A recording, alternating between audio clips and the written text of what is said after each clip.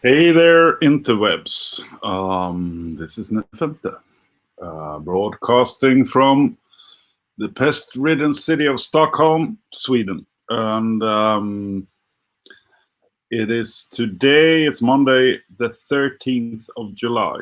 I've been doing this for some time.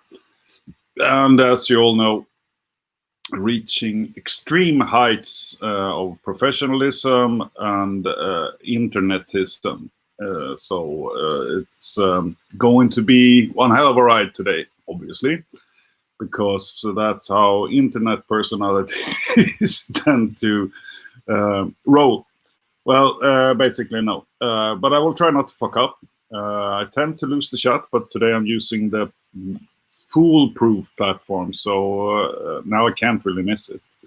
On the other hand, in order for you to communicate with me, you need to be on Facebook or actually also on YouTube, but you also need to open the stream so you see the chat, and then you would, for instance, see this. Hello.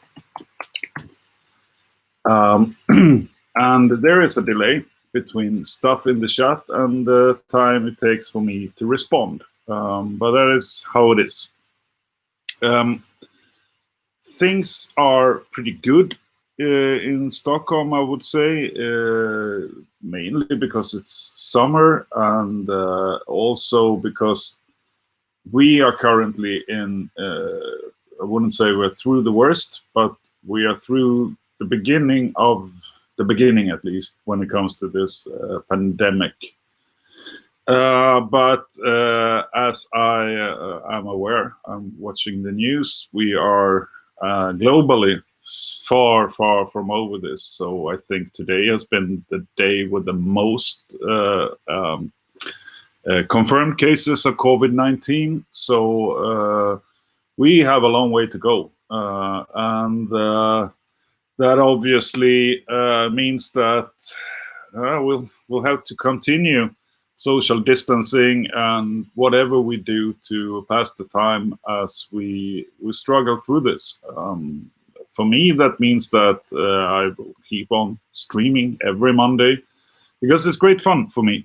Because this is my way of reaching out, get through the bubble, the isolation of sorts. I'm not suffering immensely from it, but it's great to see you.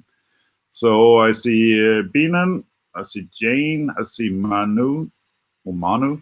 I'm 100% sure how to pronounce that, but I will try. And for me, it's a great honor and privilege to have you guys here. It would be a very sucky event if I was to sit here completely alone. There is also this place where I store the broadcast afterwards. I do that on YouTube, and I have just recently relocated the stuff because when I started out, I didn't know how many streams there would be, but right now it feels like I'm flooding the NETHERBIRD YouTube channel with stuff that is, of course, NETHERBIRD, but it's not only NETHERBIRD. So I want to separate them. So I've created a new channel on YouTube where you are most welcome to actually sign up and subscribe, because that's where I'm gonna store the stuff from here on. And I will see if I have the opportunity to actually share that link, because I think it would be great if you guys would, sign up for it. But I need to find it. And here it is. So do sign up for the channel. It's here. And when there is 100 subscribers, I can actually get a little bit of a nicer address for it as well. A vanity URL, or not really, but at least a URL, which is not GK.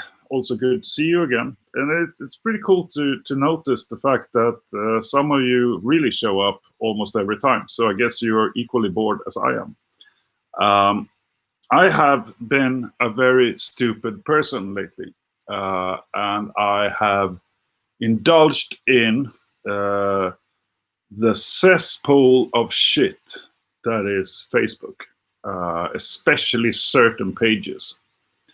I haven't not really delved into my religious, or would I dare I say, lack of religious beliefs, because I just haven't, really thought to talk about it. But I am a very secular person, and very open about the fact that I'm atheist. I'm a scientific person, but I also try to be, nice to people, whether they have, religious beliefs or not, whether they believe in, the devil, any variation of God or whatever, as long as they're, decent human beings. I try to, act similar. But there is this fucking page on Facebook, which is like a red flag to me, and it's called Freedom from Atheism Foundation. And it's the worst of the worst. There are 700,000 crazy people there posting all sorts of lies and slander, and they tend to try to use a scientific approach, but they know nothing of science and they don't care about science. And they are crazies. And a normal person just, would state, oh, fuck, look, a page with 700,000 crazy people. I will stay away from that.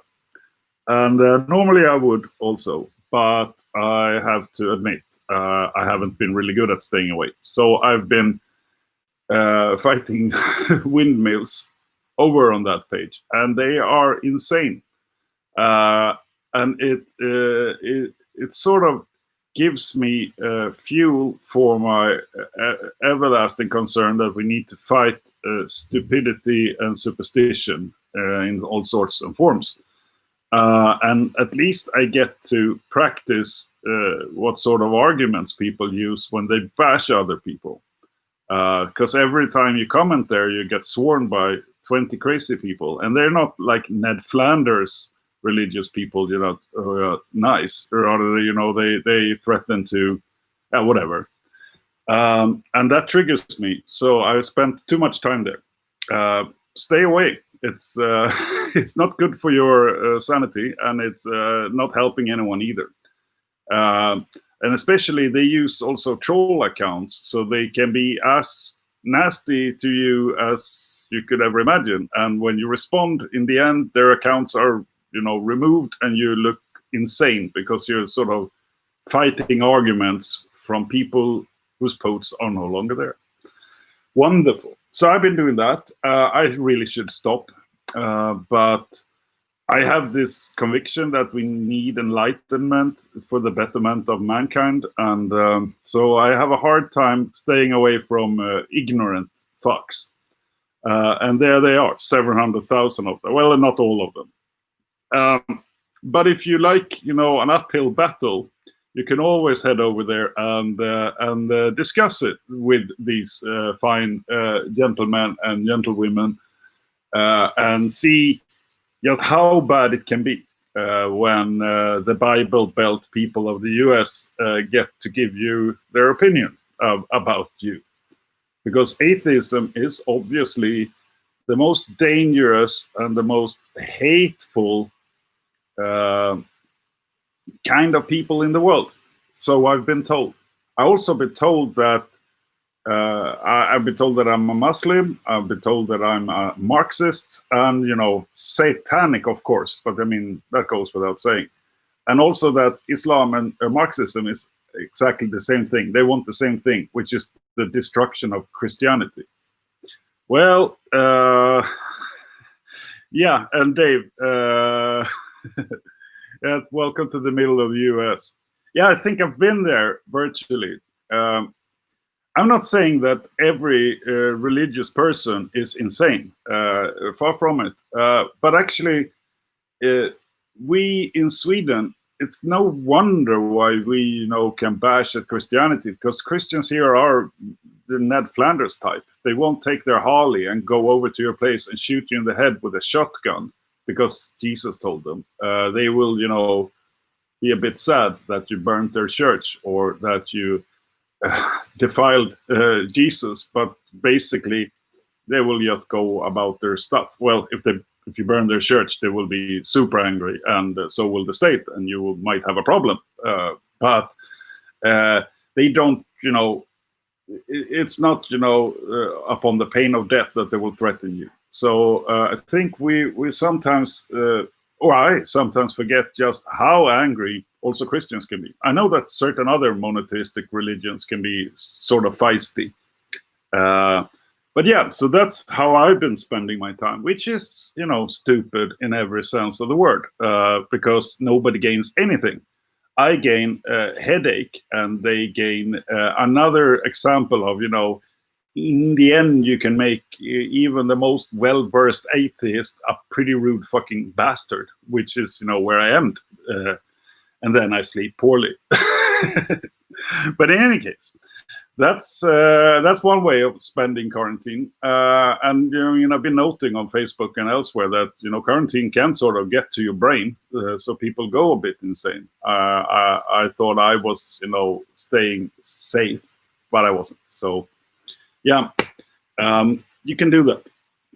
But today I'm going to be joined by a friend. I haven't met him in a long time, actually. And he's up north in Sweden. And for those that, you know, are not super read up on, you know, the Sweden land, Sweden is, I mean, it's a fairly big country, actually, geographically, not compared to the US or Russia. But I mean, it's not as small as we sometimes believe.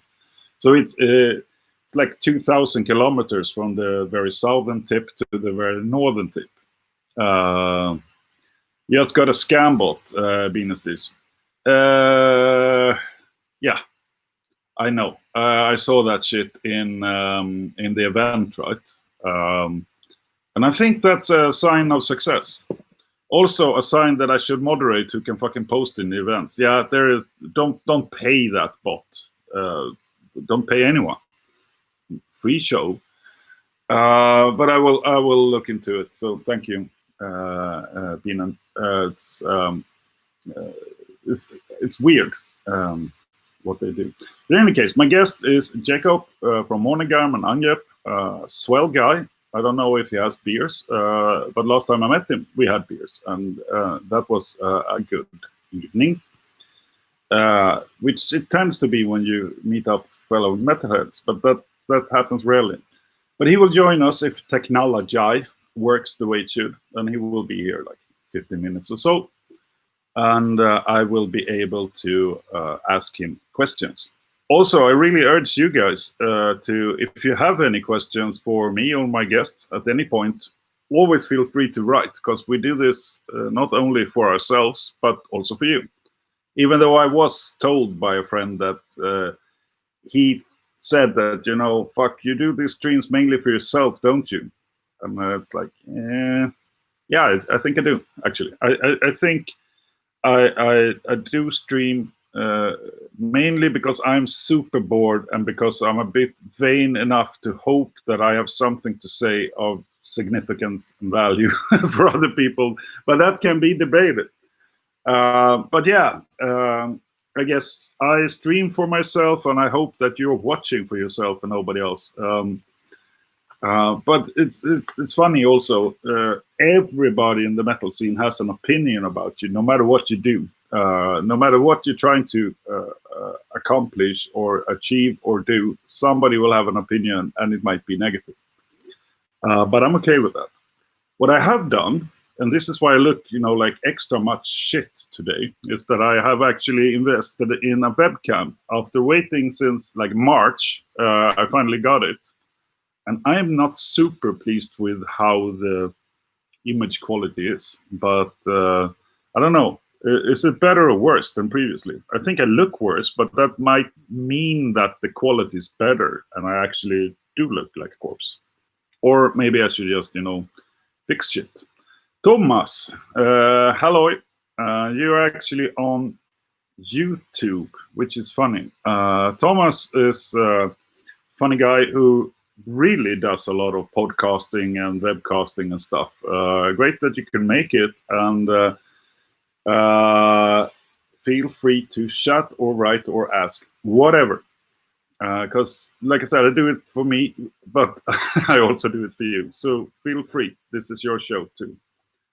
And it looks great. Well, thank you, Thomas. I think you need glasses. I really need to go and dye my fucking hair. People tell me that, it might be time. And I was like, yeah, but it's not so visible on the camera anyway, because, it's bad quality. But this new improved fucking camera seems to reveal way too much. In any case, I have something I'm quite proud of, actually. On Friday, me and my I am, Thomas, thanks for asking, what am I drinking? I am drinking Guinness from a Guinness glass, mind you. I bought that internet stuff, Guinness. I bought that because I was criticized for drinking Guinness in a cider glass. Any case, on Friday, me and my pals in my other band, RIKET, which means the kingdom in Swedish, which in itself is also the Swedish-fied name for a Danish TV series directed by von Trier, the best fucking director ever. But that's beside the point. Now, this EP will be out on Friday on Vichy Solon Productions. And I am super pleased to see the reviews coming for it, because, it's just a 3-track sort of tongue-in-cheek EP, but we got some good reviews, and that's always, I have to admit, it's a pleasure. But on Friday, you can make up your own mind, because it will be out on, all the platforms and whatever. And I might take some time next time to go through a little bit the history about each song, and there will also be some lyric videos detailing them, because there are Swedish tragedies, which is basically the theme for the EP. So it's historical events. 2 of the 3 songs are about historical events where things went south in Sweden, and as it does sometimes. There are many more really awful events that took place in Sweden, like war and failed wars and whatnot. So there is material for a few more songs where I can detail further on. But we try to not make it like glorious past events. Rather, we take we find some angle on less fortunate events and try to make that. It's a bit the more maybe human perspective upon it. How can I get a hold of it to air on Dist FM?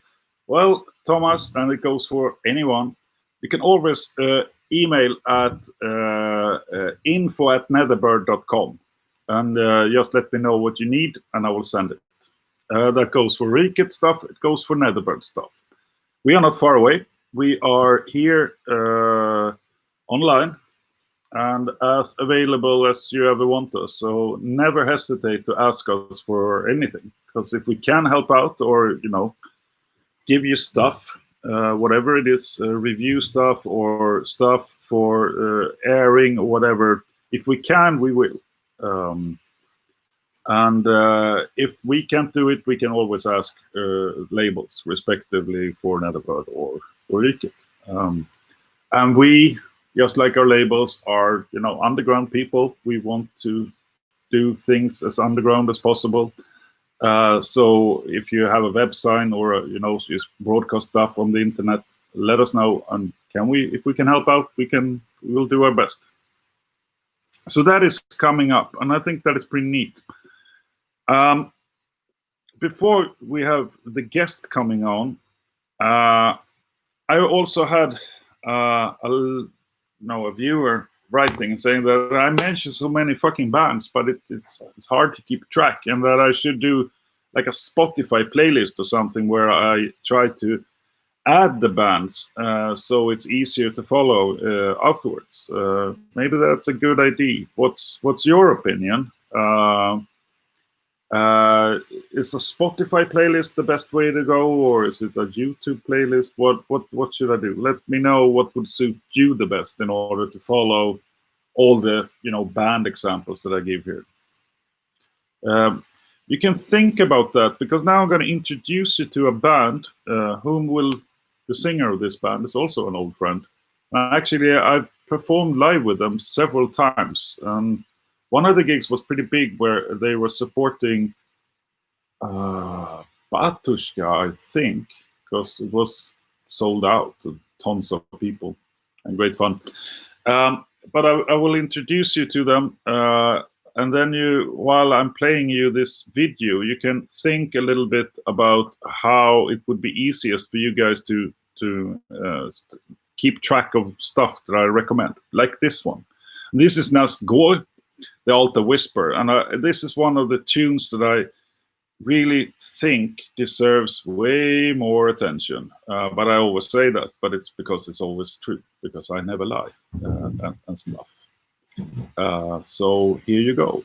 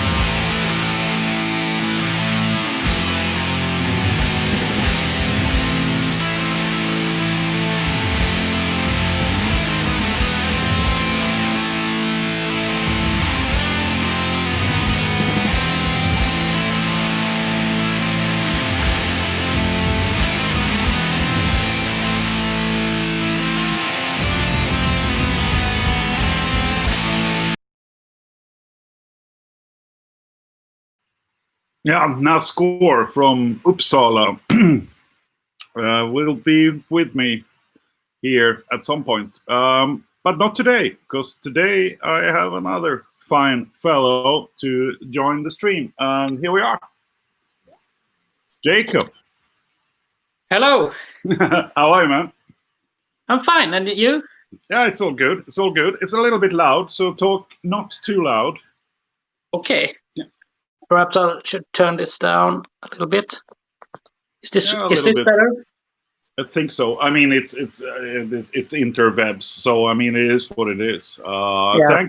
Thanks for joining, man. How are you? I'm just fine, thank you. Thank you for having me here. You're up north somewhere. Where are you? No, actually, I'm back home. Ooh. Everything didn't go as planned. According to our plans, we should have stayed in the north for a longer period, but well, it happened to be a bit shorter. So I'm back home in Norrtälje right now. Yeah, the sacred ground where we'll talk more about Norrtälje, I'm sure. But like I said, thanks for joining. This is always a bit quirky. Do you have something to drink? I do have. What is it? It's a double IPA from a brewery called Dugges, a Swedish brewery. Cool. We'll have to post information about it. It's funny because, as you can see, I don't know. Can you see the stuff that I put up from the chat from Martin No. here? Oh, no, I actually just seeing myself.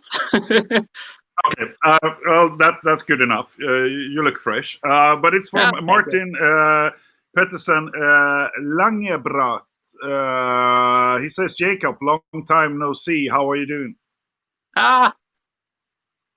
Just good. Long time no seen.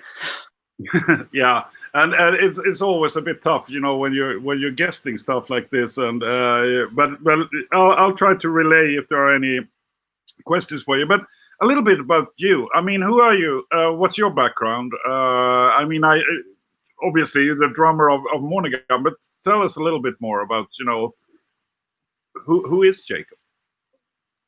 Oh, I always find it hard to like talk about yourself. I mean, it's easier for other people to make an image of it or anything. But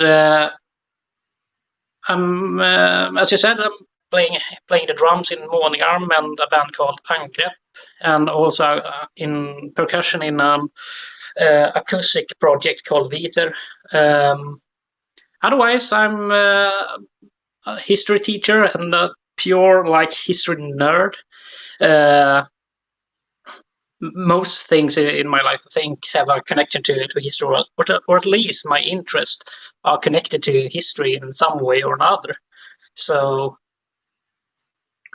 I don't know. Fair enough.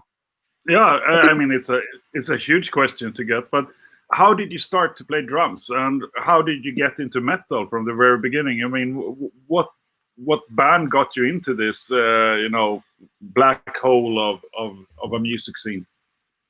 Well, I'm not sure actually if it was like Kiss or if it was Iron Maiden. I think it was Iron Maiden got me into all of this metal scene. But about the drums, it was actually one of my older brother who started to play drums. So we had an old drum kit in the basement, and as we already had one instrument, it was more easy to just starting to play it. In Sweden we have this musikskolan where children can start to practice and learn an instrument. So I think it was in that way that actually got me into drumming. Yeah. I mean, it's the most complicated and the heaviest and the most expensive fucking instrument you can pick. So, I mean, but it is also the coolest. I mean, if you look at it, I mean, it is by far the coolest instrument, but it takes a lot of time to learn. Yeah, a lot of time to learn, and it's not as easy to practice. I mean, if you have a guitar, you can always sit on your sofa and just practice. I mean, with the drums, you have to drive to your rehearsal room, and I think it's a bit more complicated to really practice if you don't have drums at home. Now I'm living in an apartment. I think my neighbors would strangle me if I put up a drum kit here. But anyhow, it's really fun to play.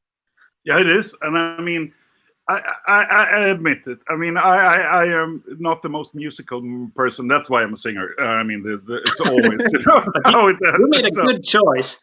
I mean, a microphone in your pocket, and then you're just off to rehearsal or gig or anything. Exactly. And nobody really, nobody can really tell if I'm off a little bit. But the drummer, if you have a bad day, it fucking shows. Yeah. Like 2 or 3 misplaced hits, and you fuck up a song. Basically. Yeah, it's true. Actually, it's true. So you have to control 4 limbs, and I mean, basically, if I can control almost 1 limb, that's fine. But on the other hand, you have to stand in the front of the scene and be like the front person and everything. I'm quite comfortable having all the symbols around and being my little castle. Yeah. Don't see anything. Nobody sees me. And in the end, you decide everything. That's how it works. Never fuck with the drummer.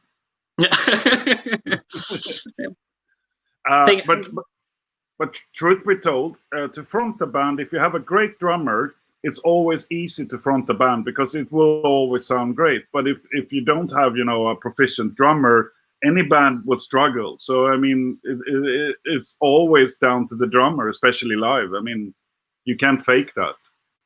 No, I mean, in some way, it's like the spine of a band, especially live. I think if I do any fuck ups, then I take the rest of the band with me. So,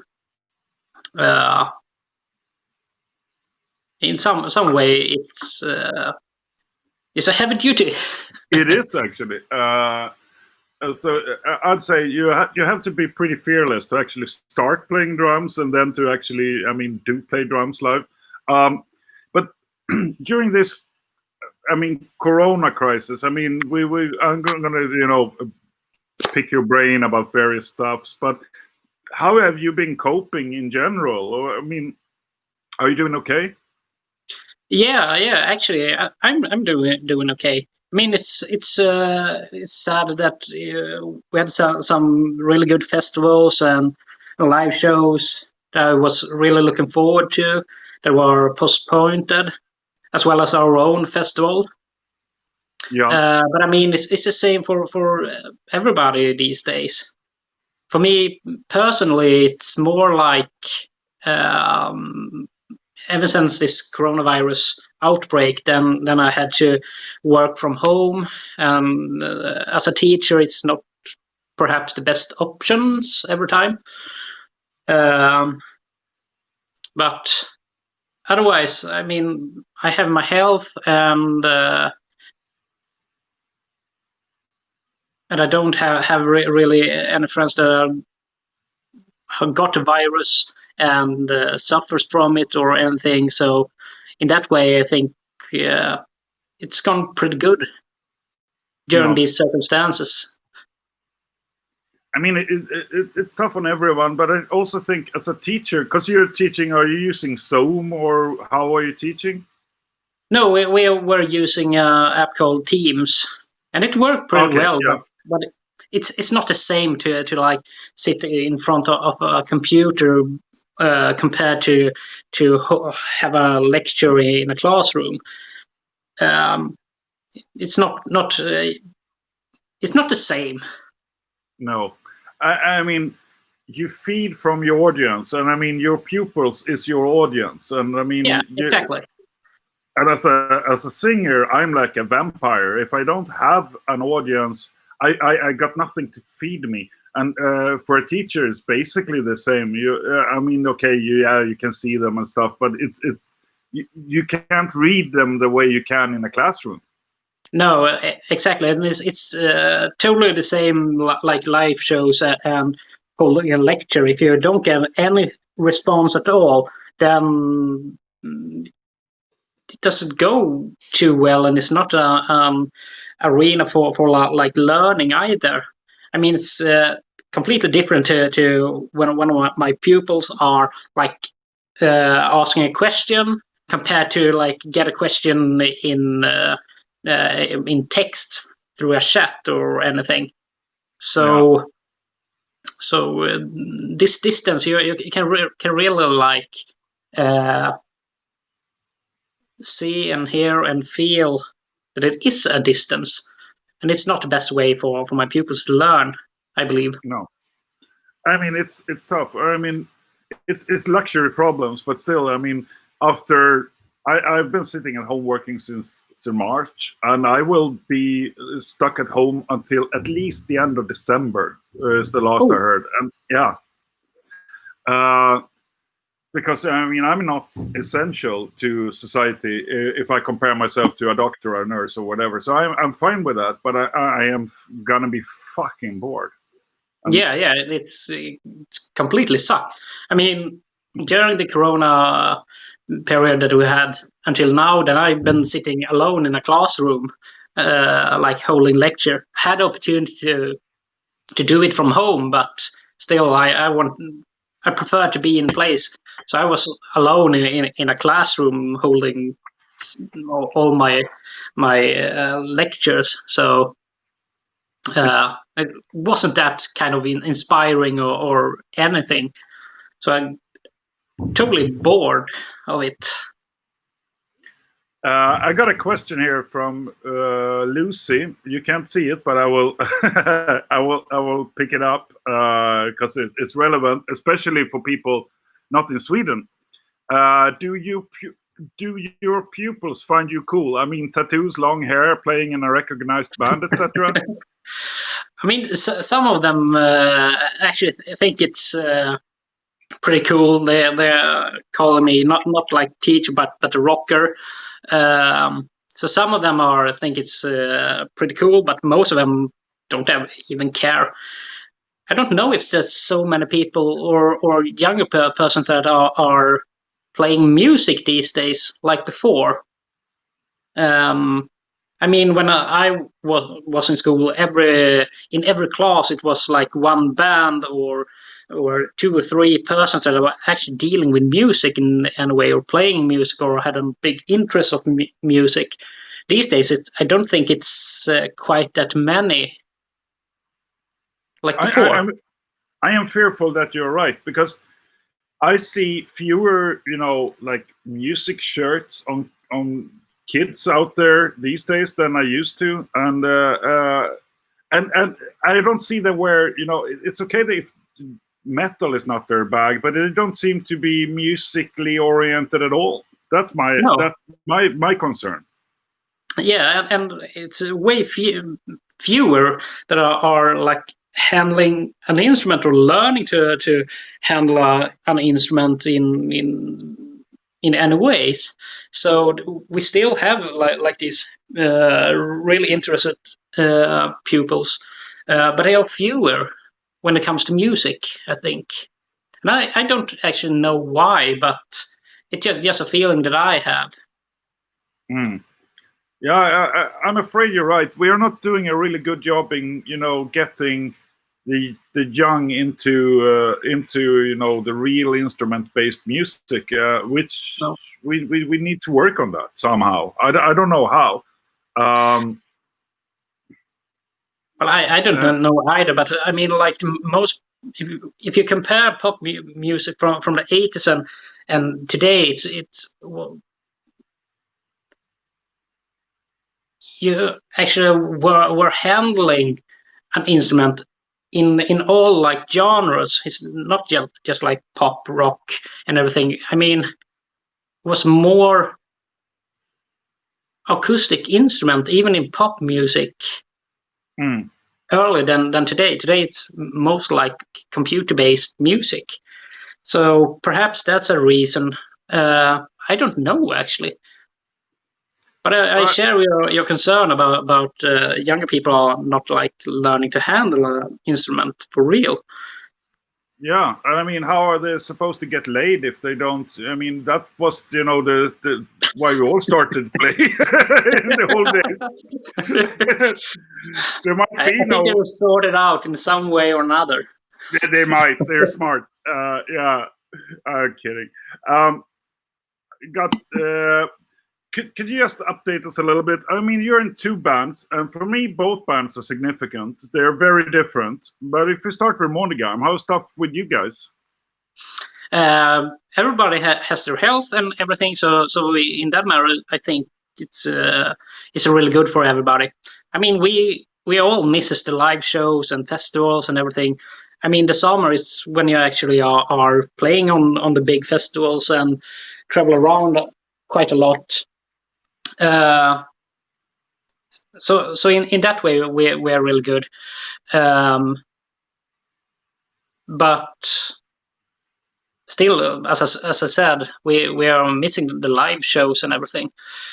But we are continuing working on some new materials, and also released a few things different from music. We released our own beard oil for a couple of months ago, and trying to be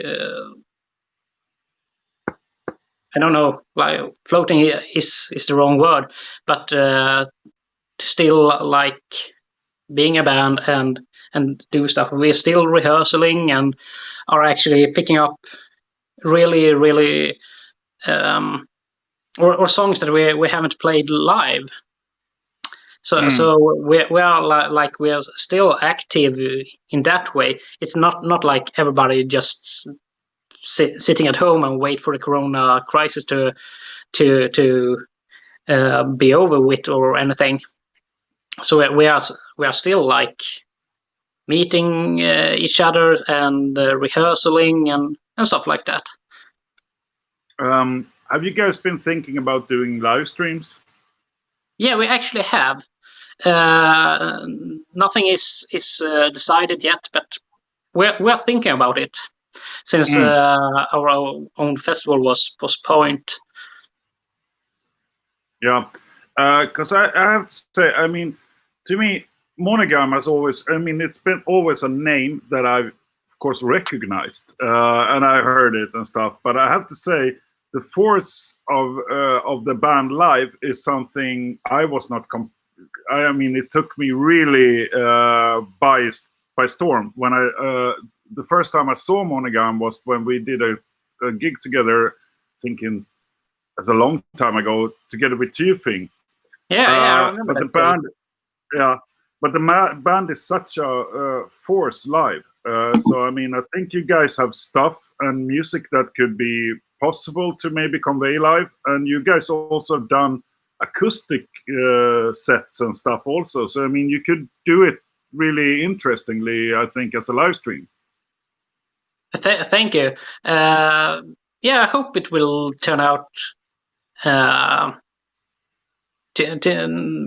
suit us as a band, and that everything will work out good. As I said, it's nothing is decided yet, but we are rehearsing so that it might be possible to do. Yeah, Sissy MacGyver just said that you should do it. So, and I agree, you guys should. But I also know. Then we have to do it. Exactly.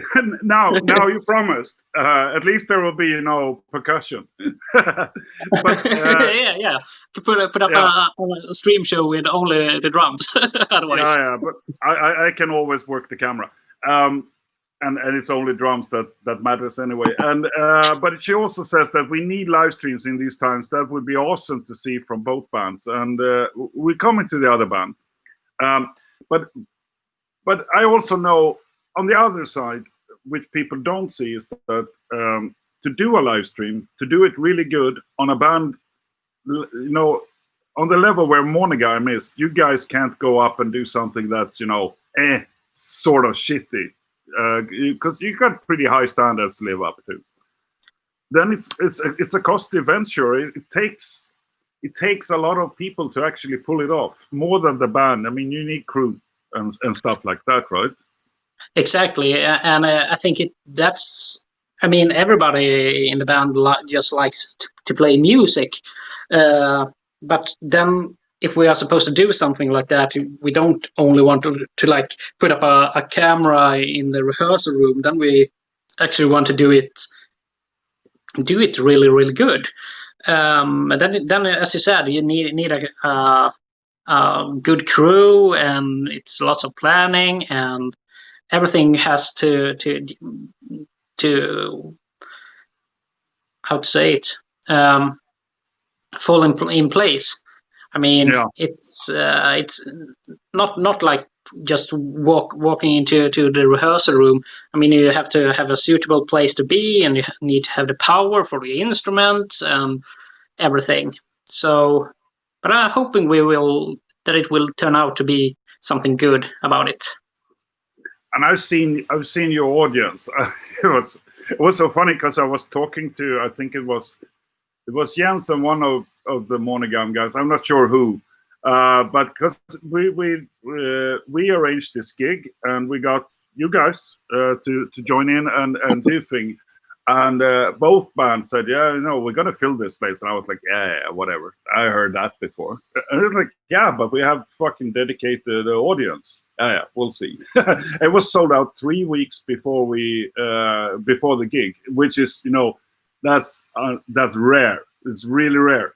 So you guys have such a dedicated audience. And they showed up, at noon, sitting outside the venue, waiting for the doors to open. And those guys were your peeps. Those were Månegarm fans, and they traveled from Germany to be there, and they were, dedicated as fuck. It was really cool to see. So, I mean, you will have an audience for a live stream. I'm sure of it. Yeah. Well, the persons that are following us and listen to our music and the fans and everything, it's they are just great. They are fantastic, and so loyal and really put an effort in it. I mean, every time we have put this more acoustic show or anything, people are really traveling from different countries, and it's really honoring. I mean, hard to put words on it.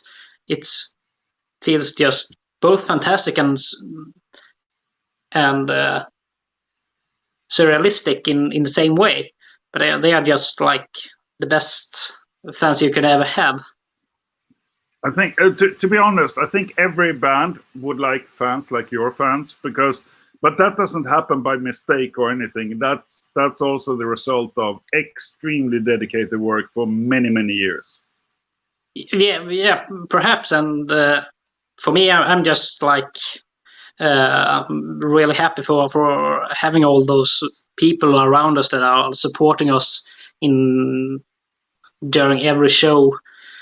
It's just really honoring. I mean, we're considering ourselves like a band from a small town, and people are traveling from different countries. I mean, we're always every time we are really honored about it. But I mean, that's also the Swedish. I mean, you guys are humble, and I mean, I can say from personal experience. I mean, I've met, I think, all of the guys in the band at some point, and everybody's really, down to earth. But I mean, also very serious about their stuff. I mean, they wouldn't take shit from anyone, but also really nice to anybody who gives who's respectful and nice. I'd say. You really get it back from everyone in Månegarm that I've met, which is pretty fucking cool. Yeah, thank you for that. I mean, that's the best thing I think you can say to a band, that they are actually down to earth and humble, because I do believe that we actually are both down to earth and a humble band. I mean, we're regular guys who just love to play music. Yeah, and you're all from a pretty small town. I mean, Månegarm it's not a Stockholm band; it's a Norrtälje band. Yeah, Norrtälje it's a smaller city north of Stockholm. You could say it's. I mean, I'm from the countryside, so for me, it's all Stockholm. But you guys make a difference, I suppose. Yeah, definitely. We're our own city, and. I mean, it belongs to the region of Stockholm, but we're making a quite a clear line that we are an own city, and I do believe we have a bit other mentality than the people from Stockholm who are from a big city. I mean, we are still a small town. We are cast out. Even if the distance isn't that far, then we are still the countryside. Yeah, well, it's Sweden is mainly countryside. I mean, I'm not Stockholmian. I live here, but I will never be Stockholmian. I'm Swedish, yes, but I'm a farmer, and I'm happy about that, because we come from unfertile soil and hardships, and it breeds a different mentality where we take nothing for granted, I would say. Norrtälje, hör faktiskt till Stockholm. Hallå? Nej, Nathalie, det gör det No. fan inte. We have No. got our own rights as a city since 1622. There's another guy here, Adrian Adde Lawson, who says mindervärdeskomplex. Nej, Adde. Vi är fan häftigare på landet. Puss. Mycket! Mycket! But that throws us into the question, because Adde is also the singer of the other band you're involved in, which is Angrepp. Yeah. Very different in a way from Månegarm, but also not so different. Because I mean, it's extreme metal, both of them. But I mean, Månegarm is a huge, paganistic band. Tell us a little bit about Angrepp, and also there is a question here from way earlier from Jane, who wonders if Angrepp is working on new material. So tell me a little bit about Angrepp. Angrepp is a black thrash band that I wasn't an original member. I jumped in for quite many years ago, but it's based in Stockholm, and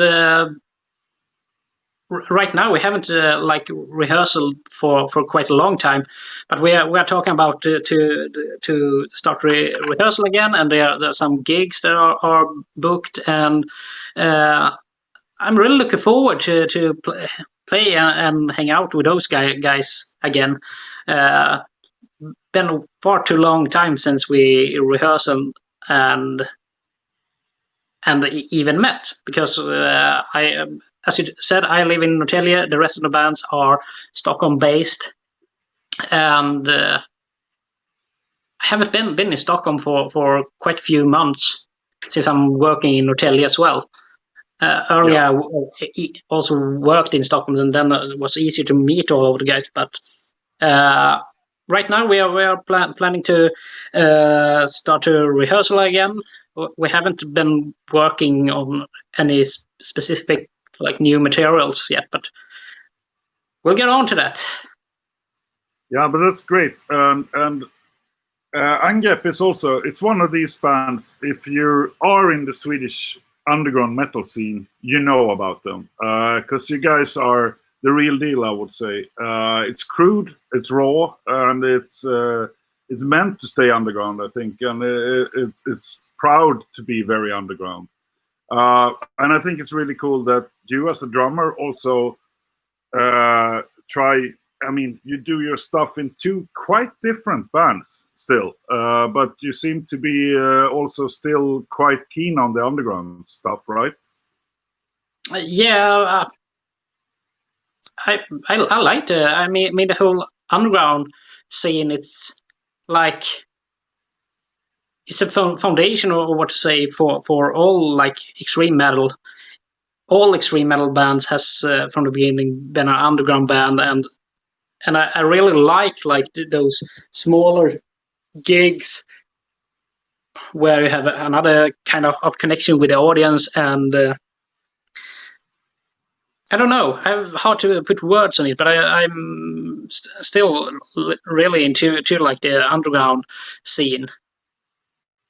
I'm totally with you on that one, because on a previous stream I had Johan from Tiamat on, and I think the only reason why a person in a band, which is Tiamat is pretty big, and I spoke to him about it, is that I think he has still not understood that he's not underground anymore, because he still has the underground ideals, and that is that we do this together, we collaborate, we are not on any high horses, we come from the same soil, the soil of the underground, and some bands grow big, some don't. But it's all worth doing, because it's passion for raw music, and it's not so different if you sell 50,000 albums or 500 actually, because you still have this bond from being to the same gigs, and some bands rise, some don't, and I think it's fine.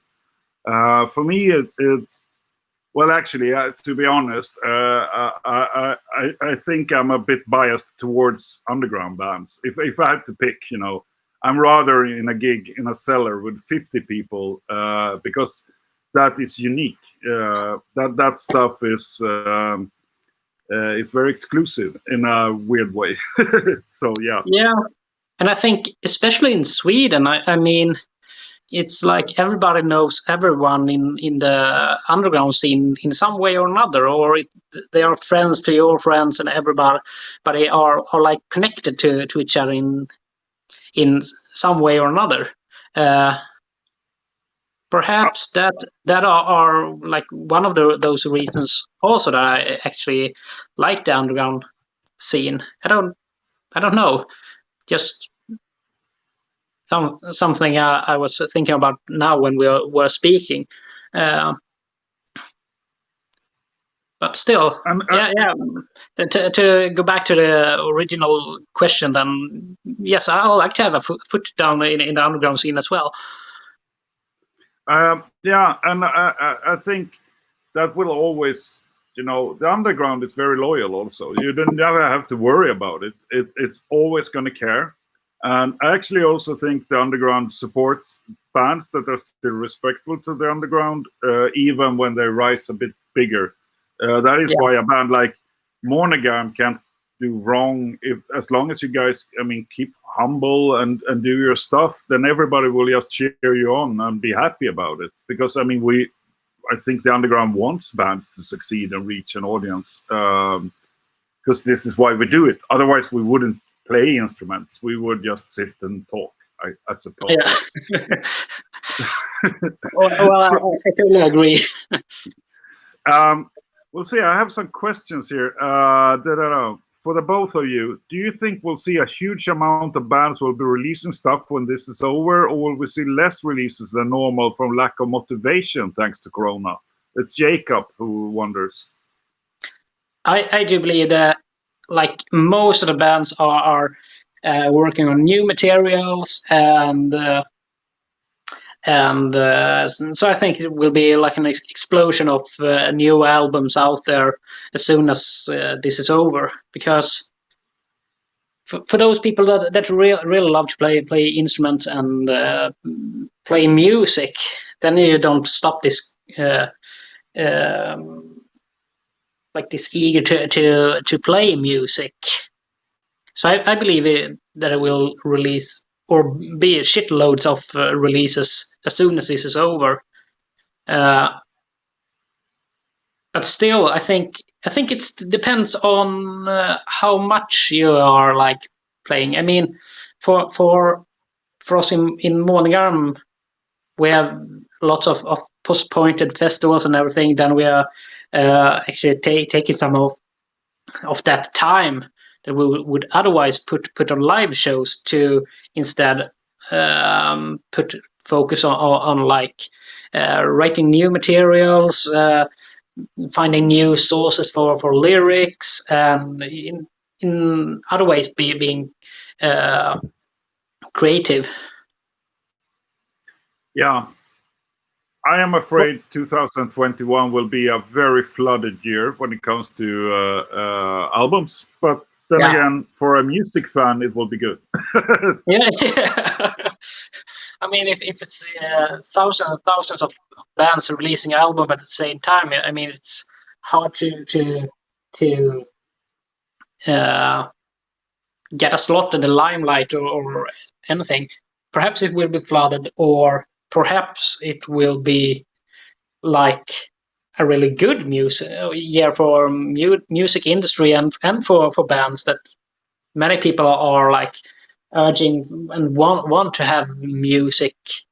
I think people will really attend to concerts in another way when all of this is over. I mean, I guess it's the same like in the big cities. I believe that you are recognizing what I'm talking about. Like, okay, it's a band playing. Oh, should I go on that, or should I stay home and drink my beers at home? Yeah. And after this crisis, I actually believe that people are actually like, oh, live music, fuck yeah. and are appreciating even smaller venues and smaller bands, and want to take part of live music in another way. I mean, at least I would. Yeah, I admit it. I took it for granted. I go to as many gigs as I possibly can, but I took them for granted because I never, I've been there since I was 16, and I stand there in front of the mixing console having beers and not paying attention, and now I miss it because I took it for granted. It's like the family dog. Yeah. You love the fucker, but you don't really pay attention until he's gone, and then you miss him. And this is how live gigs feel for me. I miss meeting you or Adde, or being semi-drunk on a Wednesday watching a band I don't give a fuck about. But now I would give a fuck. I would really give a fuck. Yeah, and I think when all of this is over, that actually people will pay more attention to smaller bands as well. But then still, I think there's a problem in like big cities like Stockholm.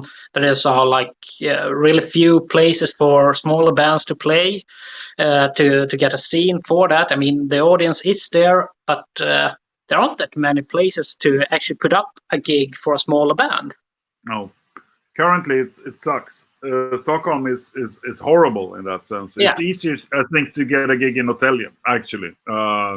Yeah, because I think it's more rare to have like bands playing and everything in a small town compared to a big one. As you said, that people are taking it for granted that there are live music and bands. I don't think it's the same on the countryside. No. I always said, those small tours I've done, every time you're outside the capital, people go ecstatic. And whenever you're in a capital, doesn't matter if it's Bucharest or if it's Prague or if it's, wherever, people don't give a fuck because everybody is in another band. They're too cool. As soon as you go outside the capitals, people really give a fuck. It's different. And the smaller the city, the better the audience. It tends to be the truth. Yeah, or at least the crazier the people are like going on the concert. I don't know. I have so many really, really good concerts in the capitals as well. But I think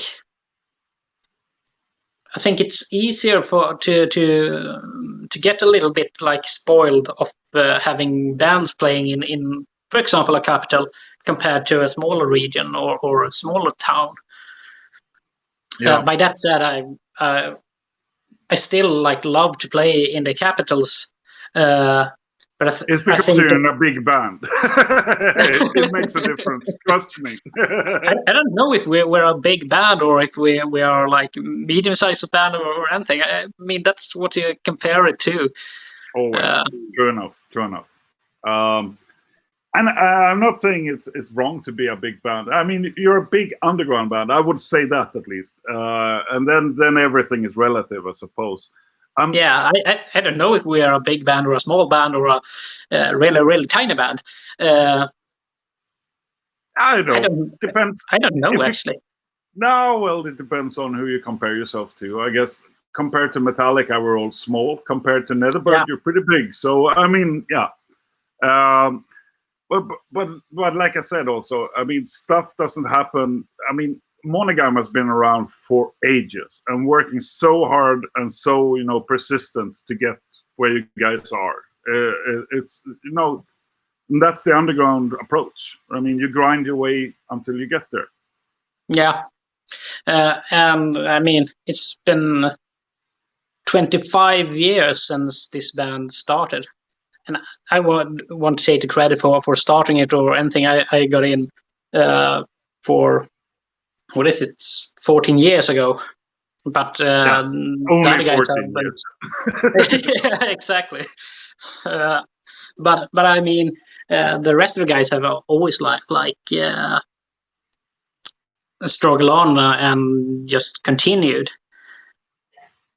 So I pay really much respect to my bandmates that are actually been doing this for so really really long period of time. I mean, I was, I think, 12 years old when I saw the band for the first time on a small place here in town, and I was like 12 years old. So. And now you're the drummer. It's pretty cool, right? Definitely. I mean, we're all from a small town, and when I grew up, it was like it was the only band who I knew about that actually had released an album. Um, as I said, this is quite a small town. It's not that big, so having a band that were playing live and recorded albums, I thought it was just amazing and awesome in so many ways. And I think, to be honest, because I was like 15 when I saw the band that made me play music, which was a band called Innocent Child, local band, later turned into Mobile Mob Freak Show. That's another story, but that they showed me also that you can do it and still be local. Because seeing Metallica is one thing; they are not human. But when you see people that you can actually run across, you can meet them in the street. Then it opens up a completely different perspective. That fuck yeah, I could also maybe do that one day. So we need a local stage. Yeah, and I think that's important for at least smaller towns like Norrtälje or from any smaller town from around in Sweden or any other country as well. You need to have like some or at least one band that can be like a role model, or what to say, to show that it's actually possible. You don't need to live in the centrum of a capital or anything. Yeah. And speaking about, showing stuff that is, that is possible, I need to ask you, the Månegarm Open Air, which is like your own open air festival that you guys created in your hometown, mind you, not in Stockholm. How did it happen, and how is the current planning? We were actually talking about it for lots of years ago, mainly because it was, I mean, why not? And if you are to do something like that, why don't do it in your hometown? And so we have only put it together one time, and it was last year. And we didn't know, actually, when we were starting to put everything together, I mean, we didn't know if there would be like 100 persons there or like 1,000. So it was kind of a risk to putting all of this together, and the response was just fantastic. Yeah, I was there. It was a fantastic event, I have to say. Unique in so many ways. Because you also handpicked the bands that played, right? Yeah. It was we and another like music or promoter in town that put everything together. And I mean, all of the bands who played there was friends of ours, and we have met them and played with them and toured with those guys. So I mean, everybody knew everybody, and I think that was much easier to put everything together. It's like we had direct contact to all of the bands, and they were like asking us in person, like if they have had any questions or anything. And actually, I think it was easier for person from a band to put everything together, because we know what we want when we are abroad and away and playing. So it was much work, but I think it went quite smooth anyway. It did. We got a really, really, really good response for doing it. As I said, we didn't know if there was like 100 people that was supposed to show up or 1,000. But you had people traveling from all over the world actually to Yeah, attend. I think it was about 25 different countries, and that's just amazing. I mean, that travel to a really, really small town in Sweden to go and see metal bands. That was really, really cool, and it's still today. When you talk to like locals here in this town, it's like, well, we put together a festival, and people were traveling from Mexico, Brazil, Japan, just to go to our little small town and have a good time and watch and hear and look into metal bands playing. It was just like awesome. Yeah, it was really cool. Will you guys do it 2021? If possible? Yes, we will. And we could actually keep the same lineup as was supposed to be this year. So everything is just postponed to next year instead. Cool. So I hope looking forward to that. Yeah, definitely hope that people will turn up to that, and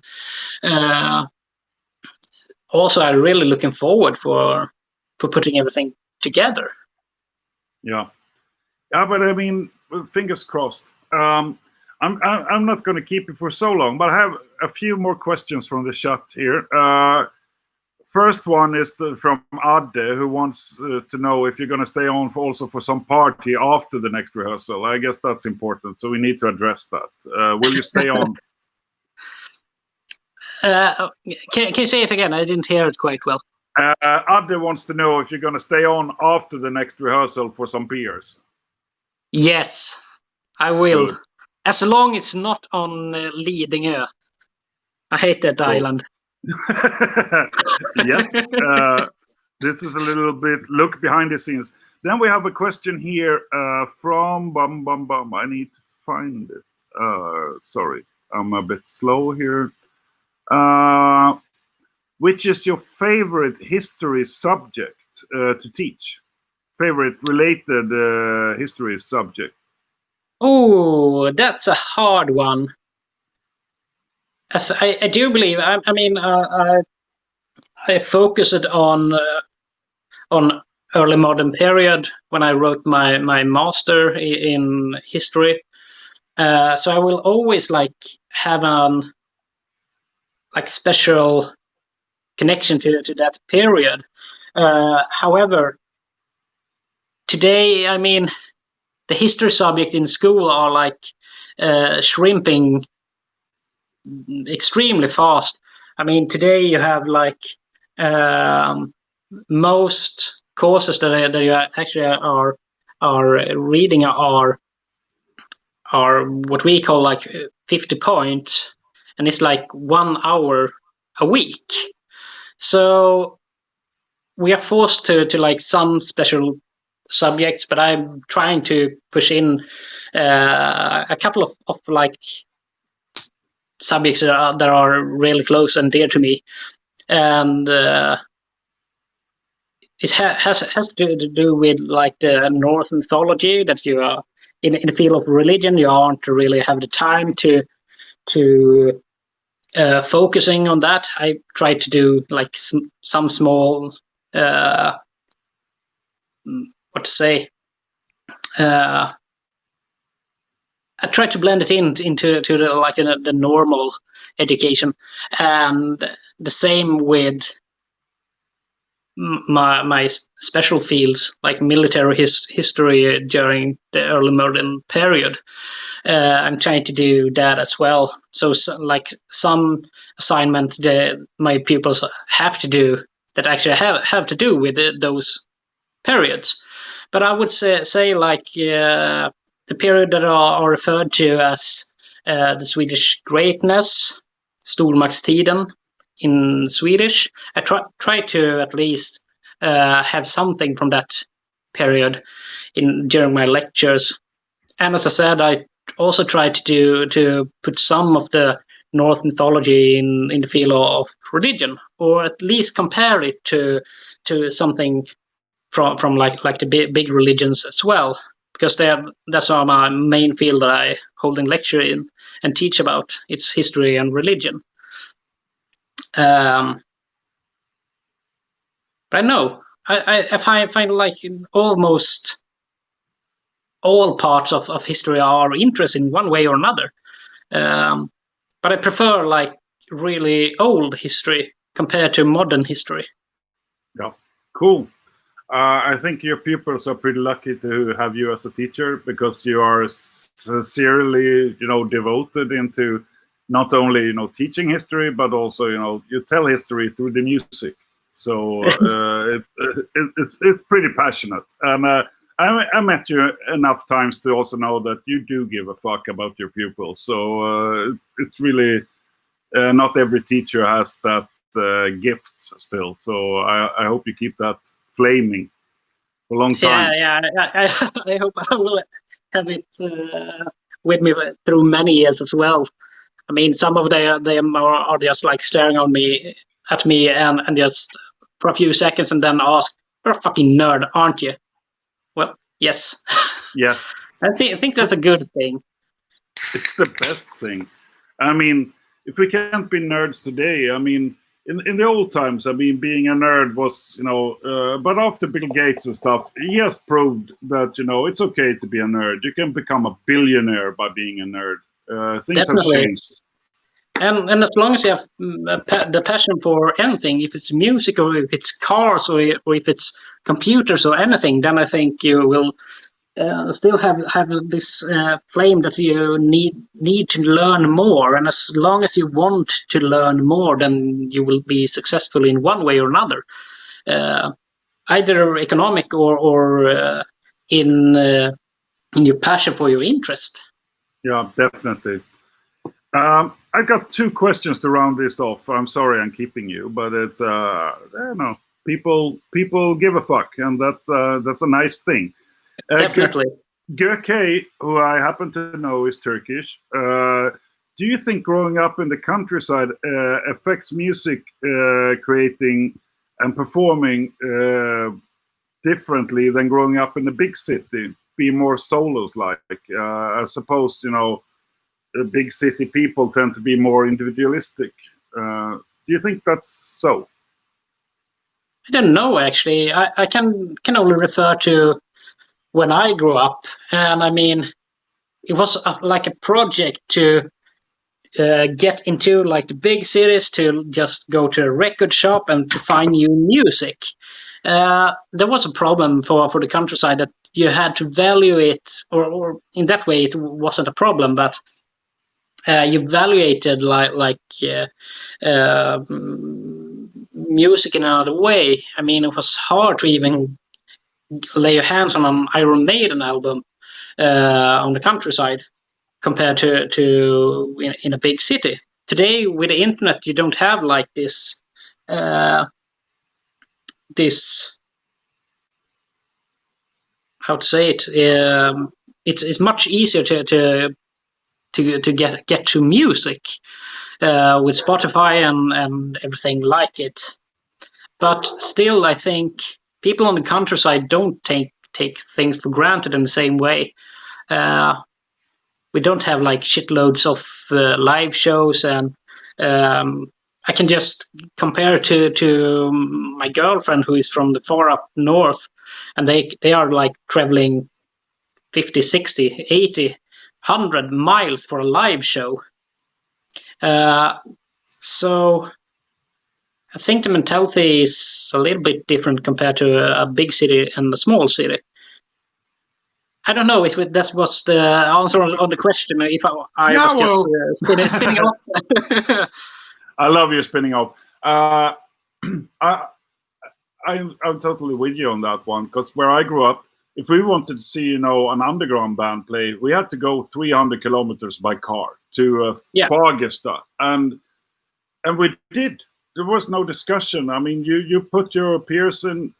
You find some fucker with a driver's license and you force him to drive you so you can see bolt thrower. And if the gig sucks, you will not pretend it sucked because you invested like half a day anyway.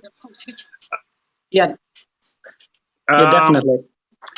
But last question then from Thomas. How many beats per minute can you do on the snare drum? Oh, I don't know. Not that many. I don't know actually. I have never liked tried to measure it or to count it in any ways. I actually never have been like this into this super fast blast beats or anything. I've actually never been that much into it. I'm more like a heavy metal drummer, more than like extreme metal drummer, I believe. So I don't know actually. Not as many as I wish I could. But many more than I could. Last question then. Do your pupils listen to Månegarm? Because soon everybody here in this stream will listen to Månegarm because I'm going to put one song on. But I thank you for taking your time and for sharing your ideas, thoughts, whatever with the listeners. You're an awesome dude for doing this, so thank you for that. But do your pupils listen? Thank you for having me. My pleasure. Do your pupils listen to Månegarm? Some of them are, and some of the other teacher has been like playing those, played some of our songs, and then afterwards telling them that, well, that's your history teacher, just as if you didn't know. Pretty funny. Thank you so much, man. Take care. Best of luck with both Månegarm and Angrepp, and hopefully I see you for some beers in reality pretty soon. Yeah. We need to have a few beers quite soon, I think. And thank you for everything. Yeah, my pleasure. My pleasure. Stay the way you are, sir. And best of luck with everything. So see you soon. Cheers. The same. Thank you. Cheers.